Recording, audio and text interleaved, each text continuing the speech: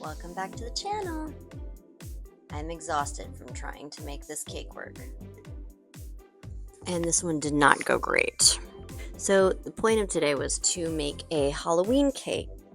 The devil's food cake. If mistakes are how you learn, then I learned a lot. Anyway, you'll see what I'm talking about. Let's get into it.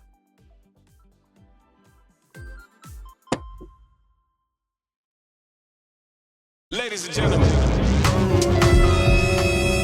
So these are all the ingredients we're gonna need to make a cake from scratch. We've got our butter, we've got our coffee. Oh, we should probably make the coffee.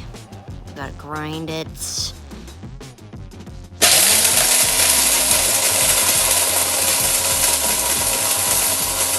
That seems good. Let's put it in the filter. Dump, dump, dump, dump, dump, dump. And start it. While that is brewing, back to ingredients. We've got Dutch powder, dark chocolate, brown sugar, vanilla extract, salt, eggs, gluten-free flour, and baking soda. Spoiler alert, this was my first mistake, not using a silicone But I already baking had this one and I pan. wanted to use it. No one tells you that you can't use vegan butter. To bake stuff. It's mistake number 2. PSA, don't read the article to find out how to bake something. Go straight to the directions. This already seemed a little weird to me. I've never mixed a cake over a low fire, but I have heard of butter coffee. It's a collagen thing. This is supposed to melt. Vegan butter, you're not melting. This should be a warning to me. The article is adamant that we use Dutch processed cocoa. I'm glad that that's what I actually had in my cabinet. Ow, it sparkles my eyes! Article said finely shredded dark chocolate bar, but it melted in my hand as I was trying to shred it, so that's why we have chips. This sand stuff I'm putting in is brown sugar. Then we've got our vanilla extract. It says flavor instead of extract. I was a little worried about that. So far it's not going too bad. Besides putting the chocolate chips that don't end up melting in here, everything else was pretty okay. But now it's smooth, chocolatey.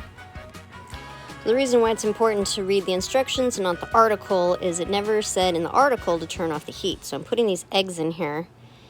Sometimes putting some shells in there with it. Whoopsie days. Let's get that out. Not even gonna count that one as a mistake because it leaves no permanent damage like the rest of the stuff that I do in here. So I'm opening all these eggs. Thinking about what happens when you put whole eggs into a hot, like if it's hot liquid in a pot and you put a bunch of whole eggs in there, what happens to them? What you would guess, I'm sure, they get cooked.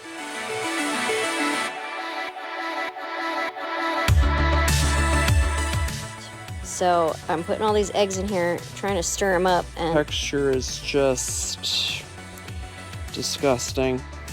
right now I'm trying to blend scrambled eggs. Look, there are pieces of scrambled egg in here now. Ah, what do you do? What do you do? I turned off the pot after this. Thank goodness, but I'm just chasing scrambled eggs around here. Right here, it almost looks fine, like it never even happened. Look, I don't see any. Do you see some? I don't see anything. It looks just fine. Everything's fine. The heat is off. I'm now adding the dry ingredients. They said to sift it. I've never sifted any of my ingredients. A little bit time consuming. But I did see some big old lumps, and since I already have lumps from scrambled eggs, we don't need any lumps from flour, right? No lumps from flour, just scrambled eggs and big chocolate chip chunks. At this point it was smelling really, really good. I wish that you guys could get a whiff of this.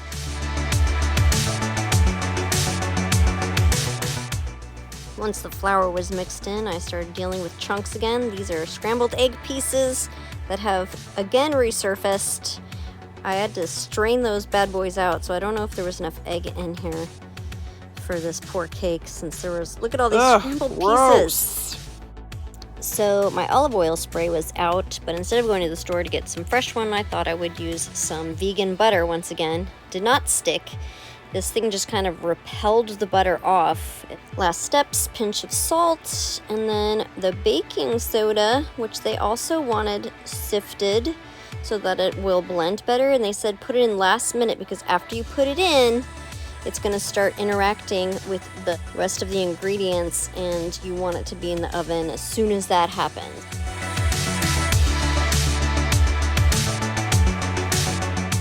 Had my skull pan ready, started scooping it out, getting it ready to go. Oven is prepped.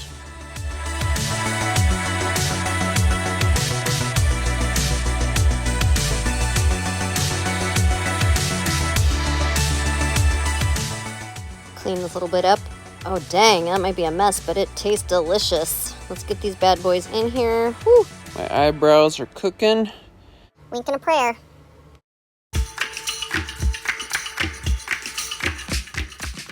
Moment of truth. And these bad boys are certainly stuck in here. They're only coming out in clumps and breaking. Let's flip them over like they do in the bake show. Did that work? Nope. Just the part that was already broken fell out. It's yummy though. I got one kind of out. The entire face is mashed and broken. Changing directions. Luckily I had so much batter left over. I did make 2 cake rounds and I whipped up this frosting. It's supposed to be buttercream. Oh my god, look at all these. God, now I just broke the cake. Let's just squish it back on. Yep, just fine. Remember, friends, do not use vegan butter for baking or frosting. This is looking like actual poop with like food chunks in it. Did you guys know that this is actually called Devil's Food Cake because the cake comes out so black? Look at how light this frosting looks compared. Well, this is a totally different frosting than the one I put in the middle. I put way more powdered sugar in this one because I thought I was going to make a giant batch. But of course there were no measurements made, and oh my god, what am I doing to this poor little cake? Couldn't figure out why this was so hard to spread on, and then I was like, oh wait a minute. I don't usually use a fork for putting on frosting. My daughter's embarrassed, that's why she's making the camera go out away from what I'm doing to this poor cake. There we go, we got a spatula. Oh, look at how much easier it's going on, kind of. I mean, look at all these lumps. There's so many vegan butter lumps. And why does this look kind of like it's crooked? It didn't look crooked when I was putting the icing on.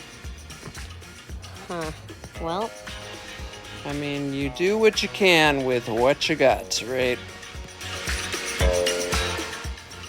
Pieces of this cake started breaking off into the frosting and making more lumps to accompany the butter lumps. But you might be wondering, how is this going to be a Halloween cake now? It just looks like a regular chocolate cake. Well, I'm glad that you asked, because you all did ask that, right?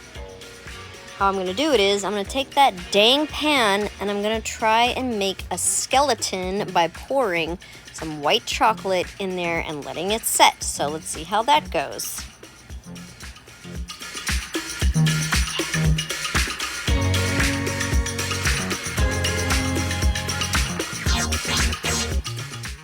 I was really optimistic about this idea, and I thought I might just put one of the broken skulls to give it some thickness so it's not flat, but once again, I'm having the problem of getting anything out without it breaking of this flippin' tin. Here I am rage quitting on the idea of having cake in there and hoping maybe just the top of the skull will last and I can just have it peeking out. Maybe some of the skull is hidden. Nope, it's just going to keep crumbling. It's just going to crumble to a nasty mess. Learning from my mistakes, I thought of putting a barrier in between this pan and the product. Obviously, butter's not going to work because it's just going to fly off. I mean, maybe if I'd used regular butter, who knows? But I decided to use saran wrap, and as I'm putting this in, I'm like, oh, there's all these little crinkles. Is that going to mess up the design? Maybe I can use the weight of the chocolate to smooth the crinkles out. No. There's still lots of crinkles. It did dry. It did come out. But I'm just going to have to deal with all of these lines because this is really the best this is going to get. And I need to wrap This flippin' cake up. This has been an ongoing problem. I wish this skull was better. Finally getting to the decorating part, I put my white chocolate skull in here. I put some leftover bits from the broken skulls to make it look like dirt and to give the lines some dimension in here with the teeth and the nose and the eyes. Chocolate chips are in the eyes. Right now I'm doing grass because it's supposed to be peeking up out of the dirt. It's not really peeking up.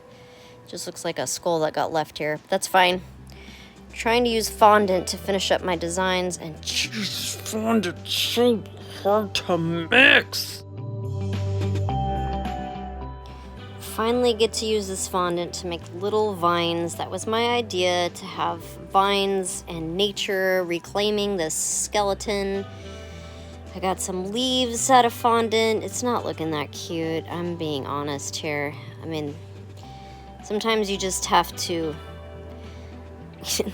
deal with how it's gonna be. You gotta love it just the way it is, right? I gotta love this catastrophe the way that it is. Oh, that does not even... So if you saw those other bowls of fondant that needed to be mixed, I was going to put little flowers on here, but they didn't mix right. So up right above the skeleton, if you can see it kind of out of frame, the mixing turned into a kind of cool pattern, and I used it to make a mushroom on top of this skull. Can you see that mushroom right there on the top left? It turned itself into a mushroom. I'll give you a better look when I pan down with the camera, but I'm trying to get these vines to go on this skull, and they just keep getting all wonky.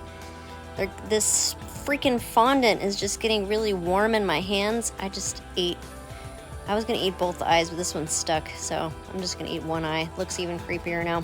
Believe it or not, we are at the end of this painful journey. I wanted to put a little magic in here, so I put some gold stars and some tiny ones on the eyes. There's that mushroom I was talking about. Now we get to see if this bad boy's even edible. My 7-year-old decided he needs to be the one who cuts the cake, and since I'm so proud of this beautiful cake, I was like, yeah, sure, you can cut it however you want. But yeah, we're having some trouble. I'm gonna guide him a little. That first cut's kind of sideways. Oh my god, this is a giant piece of cake. He's trying to eat it already with the spoon. Let me get it on the plate for you first, bro. All right, got it.